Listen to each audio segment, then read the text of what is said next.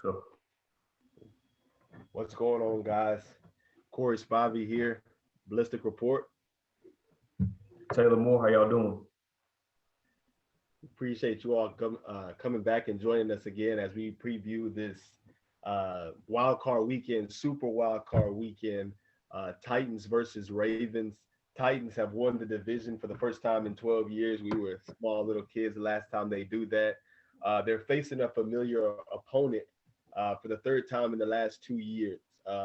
And so the Ravens have come in hot after these last 5 games. The Titans have come in kind of rocky, but are looking to capitalize in this first week of the playoffs. What's your gut feeling of how this game plays out, man? Man, honestly, man, just based on how the last game started off, well, just based on how it ended, I'm definitely looking forward to a dogfight. I think that it's gonna be a few flags, maybe a few fights going on, and we have to watch out for that pregame too. Because you know how last time we started the pregame, we had Malcolm Butler stepping on the Ravens logo and talking to Coach Harbaugh. So I just think all that being built up, the Ravens didn't forget it. Matter of fact, they probably looking at some of the film or what happened before game just to get them amped up for the game. So I'm expecting a dogfight. The Ravens defense is completely healthy. So their cornerback Jimmy Smith, he's good to go.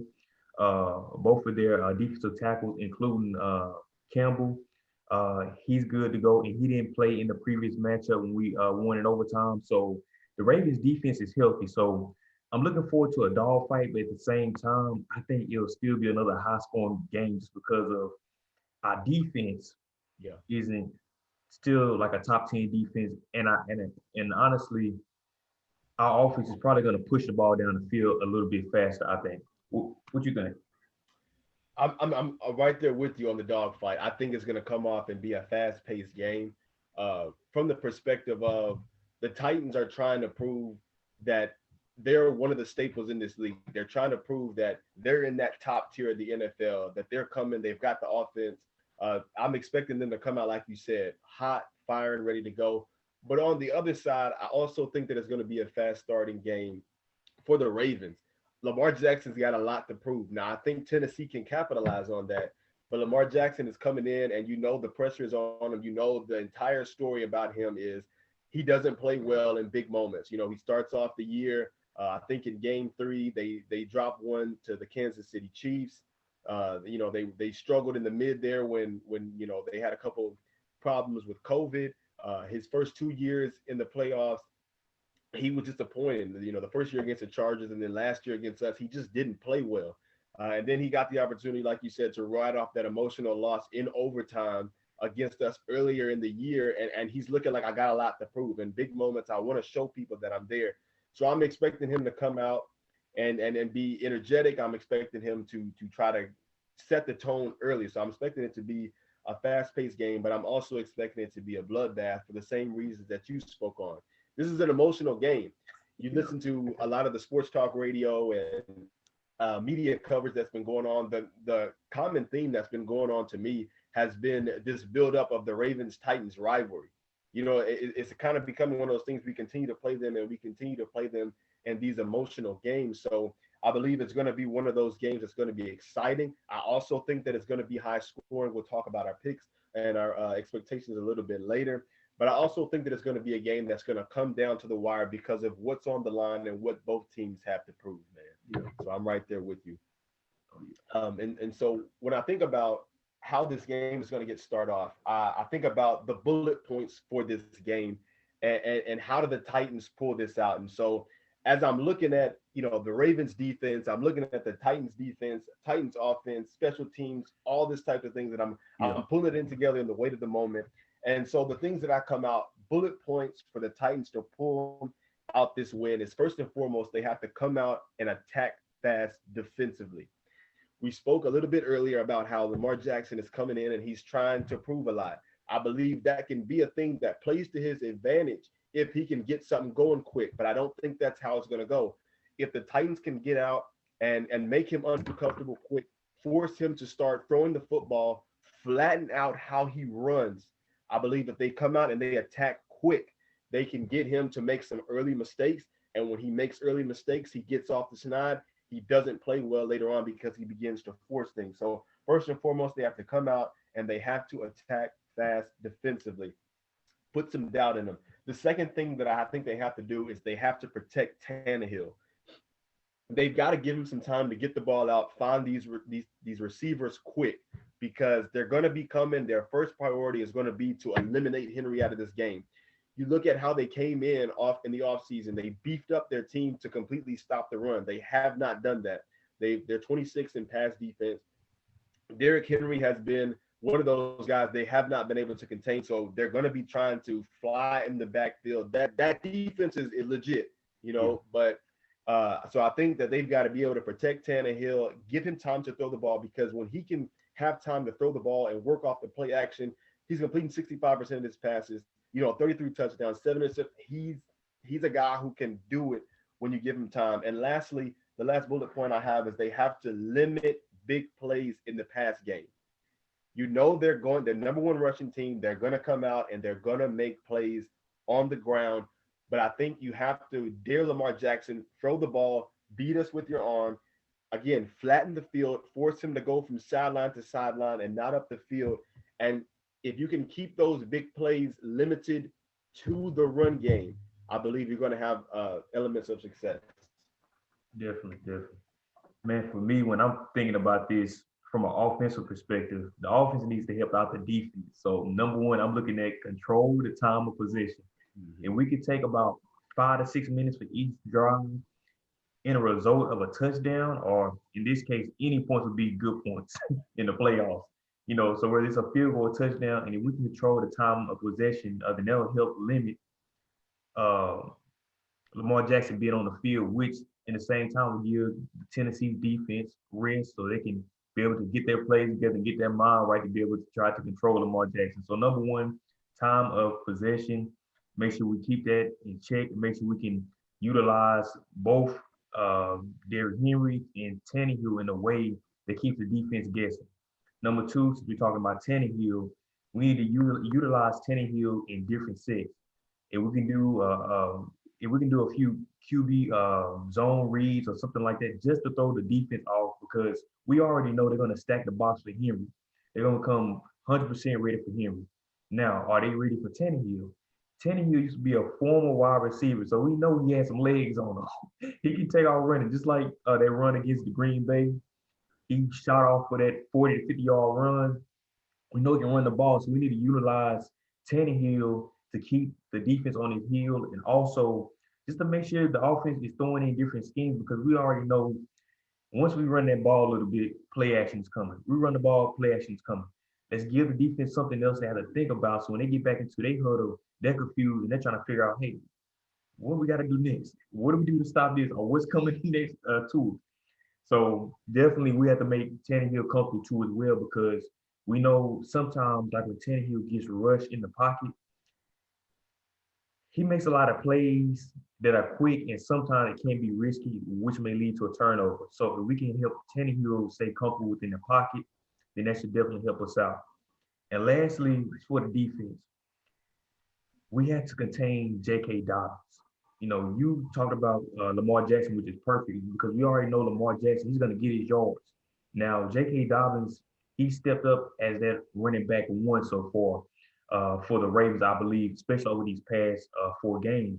They've been on a tear running the ball, and J.K. Dobbins has been running back number one. And if we can help contain him, then in that process, then they'll put the focus and more pressure on Lamar Jackson to make him play hero ball.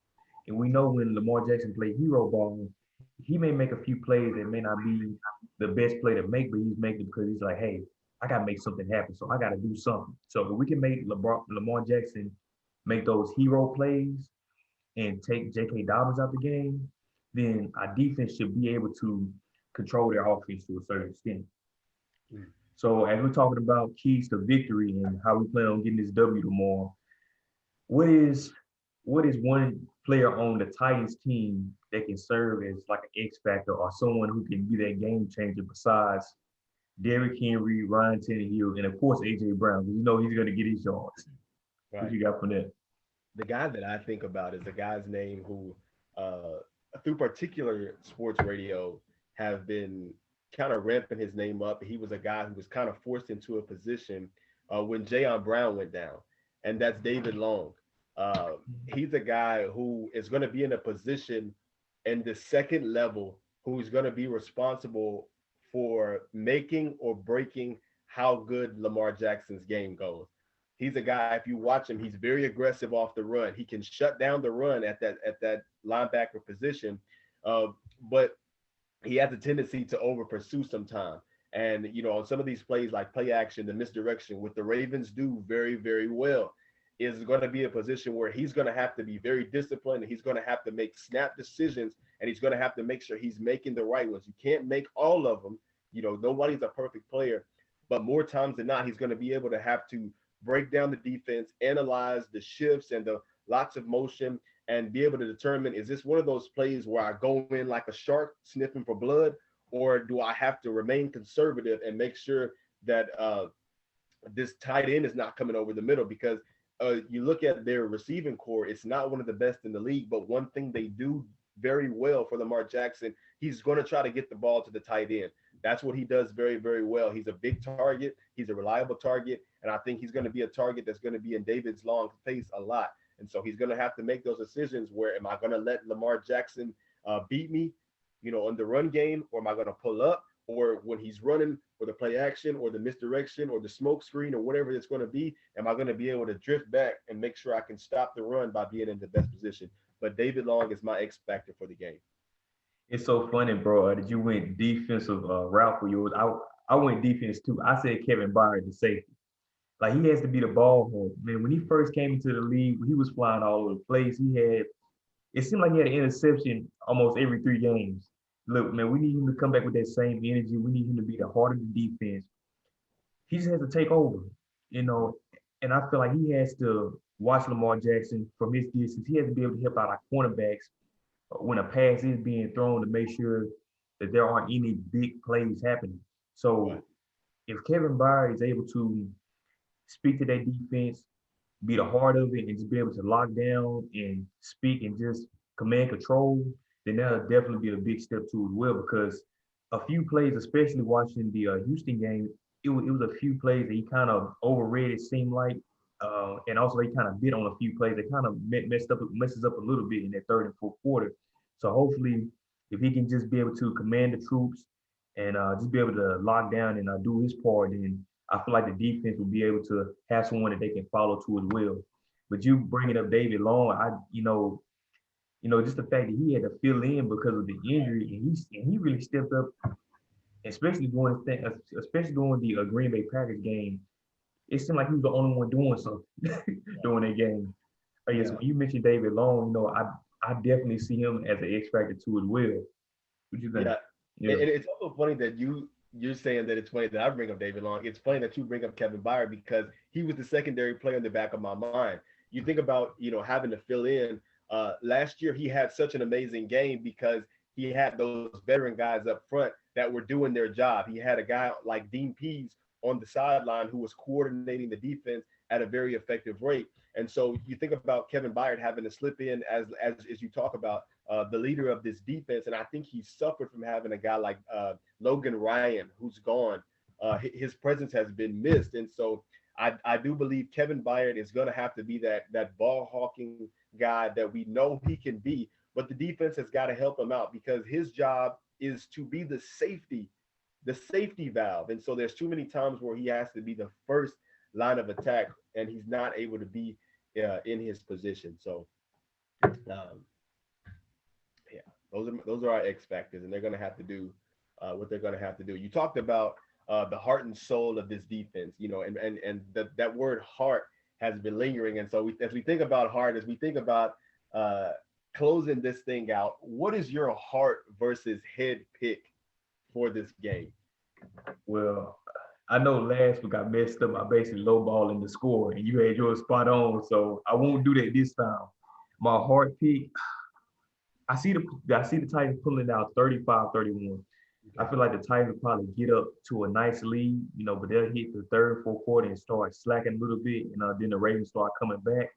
So My heart pick is 35-31. I feel like the Titans will be able to jump to a nice lead to the point where the Ravens will have to start throwing the ball more so they can be able to get down the field faster.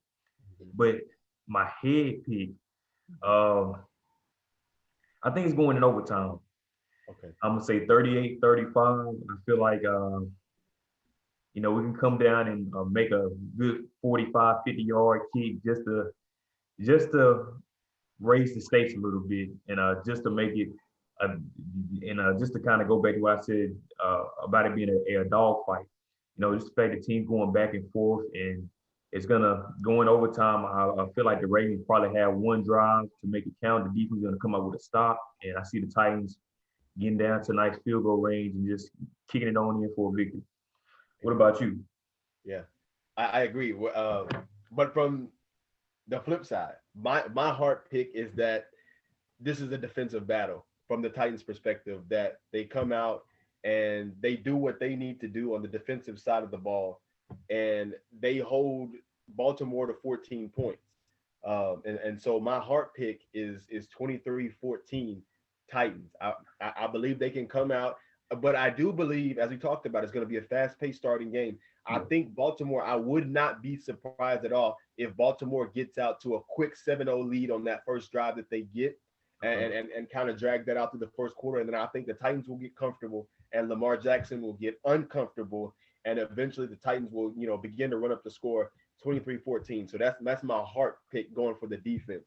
But my head pick says that our defense is not going to be able to hold a powerful rushing attack like this, a misdirective, creative offensive scheme like the Ravens have put together.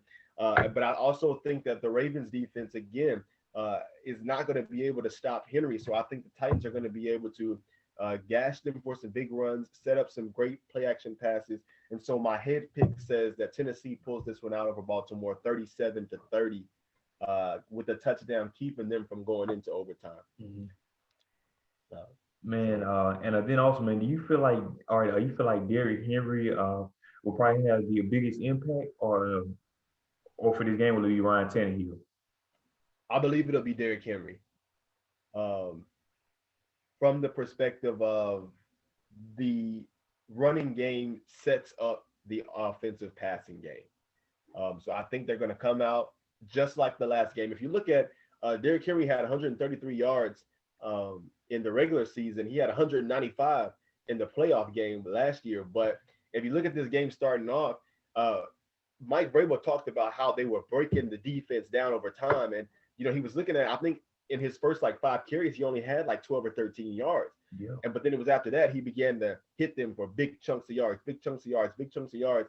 And that was the reason in overtime, Mike Vrabel said, listen, we're going to run the ball because they were tired. They had hands on their hips and they were mentally exhausted from trying to hit this Yeah. guy. So I think that's what they're going to do. They're going to come out. They're going to know that the Ravens are going to be ready to attack Henry. I think they're going to take the 2 to 3 yard gains and just build it up. And it's just going to get to a point where they're going to get tired of hitting him and we're going to break their will down just like we always do. Oh yeah. I definitely You, agree with that, man. I definitely see. Well, for me, I kind of see Tannehill taking over for that first half. As far as passing the ball and just getting down the field. But for that second half, as you said, when the defense for the Ravens get tired, man, they're gonna bring Henry out for the first, second, and probably the third down, and just to wear down that defense, so they can, just go and put the nail in the coffin. right. I definitely agree with that. Oh yeah, How many yards do you think Derek gets? I'm gonna say 125. Okay. 125. What about you? I said 165 because I think not from the perspective of he's gonna have a whole lot of big runs. I think again he's gonna have these boom, boom, boom, boom, boom, boom, boom, boom, small runs. And I think it's gonna come a time where he catches them off guard and he's gonna go for 30, 40, 50 yards. And I think he's gonna have at least two of those big time long drive touchdowns. And so I think that's how he gets to the 165.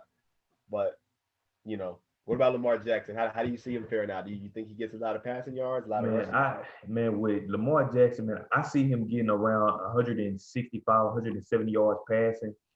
But for rushing,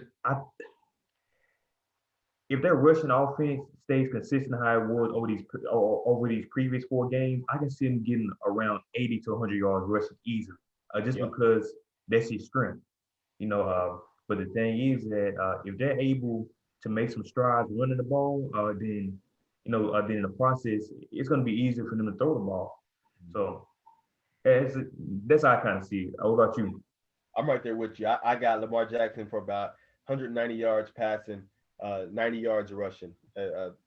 He's their leading rusher. I think he's got about 100 and like 50. I mean, 1,050 Exactly. yards, and then they got, like you said, J.K. Dobbins, Gus Edwards, 800, 700 yard rushers. Yeah. So I mean, that's what they're gonna do. They're gonna run the football. But as bad as the Tennessee defense has been, the one thing that they have done very well as a collective of everything else is they have specialized in stopping the run. And so I think this is going to be a game where they're going to have to show what they're made of and just grind it out and bring it home. So hopefully we can. And really, just kind of as a like closing remark, it's kind of funny that we got matched up against the Ravens, for a team who is a run first offense. We could have took on the the Buffalo Bills, and we know with Josh Allen and Stephon Diggs, they're one of the best pairs now. And it's their first year together. So just think about us facing them in the first round versus the Ravens. So really, this matchup is built for us if we execute our plans like we went through these bullet points today. So this is a good favorable matchup for us as long as we follow everything to the T. But that's a big if. That's right. Yeah.